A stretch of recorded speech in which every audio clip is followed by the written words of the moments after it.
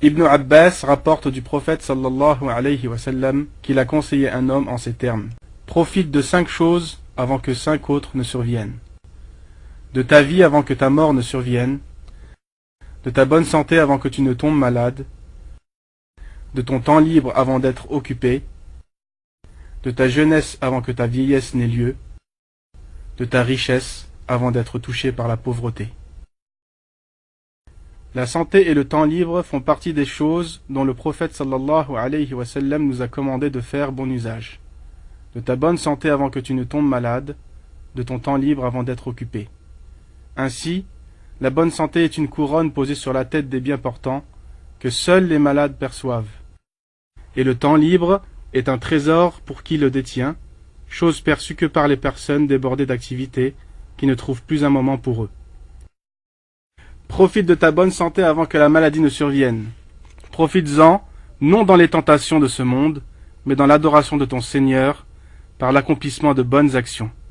Profite donc, ô serviteur d'Allah, de ta santé, et utilise-la pour jeûner le jour, prier la nuit, aller à la mosquée, voyager à la recherche de la science, être bon envers ses parents, son conjoint et ses enfants, faire preuve de générosité aux gens qui t'entourent, notamment les pauvres. Profite de cela avant d'être éprouvé par la maladie. Tu désireras alors jeûner, mais tu ne le pourras plus. Tu voudras prier debout, mais tu n'en auras plus la force. Tu tenteras d'aller à la mosquée, mais tes jambes failliront. Tu voudras faire du bien à tes parents, mais ils seront déjà décédés. Et tu regretteras alors les jours passés, où tu étais capable de faire tout cela, mais tu l'as délaissé. Remplis donc ton temps libre avec ce qui te sera bénéfique le jour de la résurrection parmi les bonnes actions, avant d'être occupé. Et alors, au beau milieu de ton occupation, tu espéreras pouvoir disposer d'1 heure pour lire un livre, ou assister à un cours, ou visiter tes parents. Mais tu ne le pourras pas, et tu regretteras alors ce que tu as perdu comme jour, voire ce que tu as perdu comme année. Et sache, ô serviteur d'Allah, que si tu utilises ta bonne santé et ton temps dans l'obéissance à Allah, puis que tu tombes malade, les bonnes œuvres que tu avais l'habitude de faire étant bien portant, te seront tout de même comptées.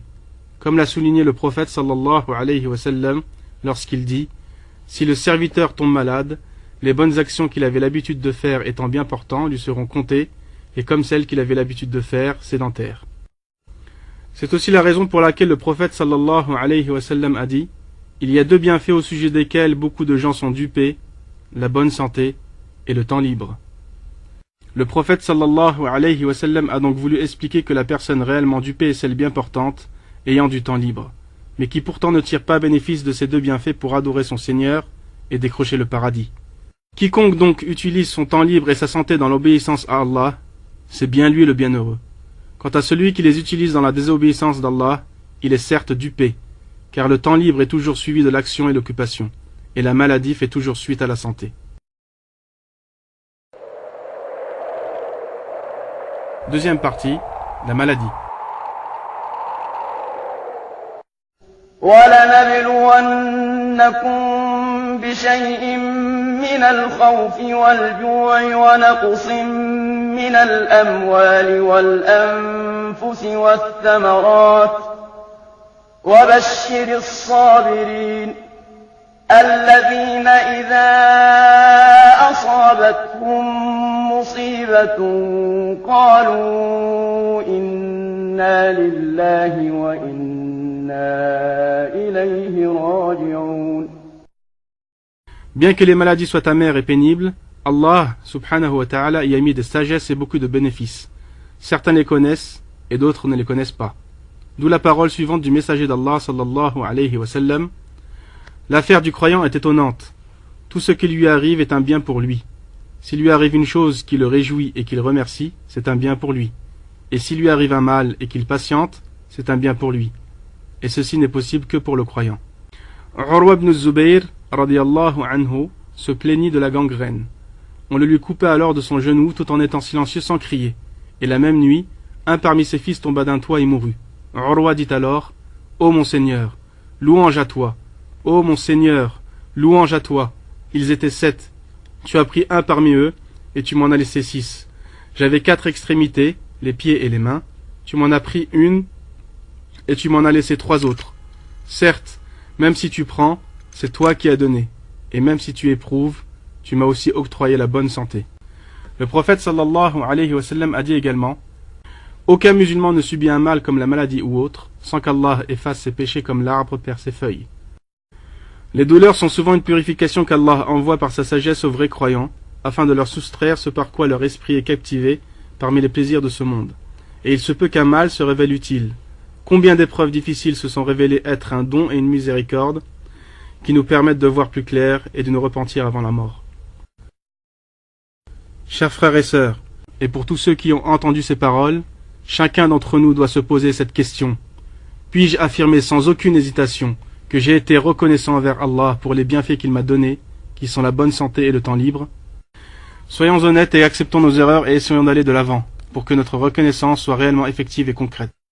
Les pieux prédécesseurs avaient compris cela jusqu'à un tel point qu'il est rapporté que si on leur disait que l'ange de la mort venait pour leur ôter la vie, ils ne pouvaient rien rajouter à ce qu'ils accomplissaient habituellement. Chers frères et sœurs, que la course aux richesses ne vous distrait pas jusqu'à ce que vous visitiez les tombes. Comme Allah le Très-Haut dit: يا أيها الذين آمنوا لا تلهكم أموالكم ولا أولادكم عن ذكر الله ومن يفعل ذلك فأولئك هم الخاسرون وأنفقوا مما رزقناكم من قبل أن يأتي أحدكم الموت فيقول رب لولا أخرتني إلى أجل قريب فأصدق وأكن من الصالحين ولن يؤخر الله نفسا إذا جاء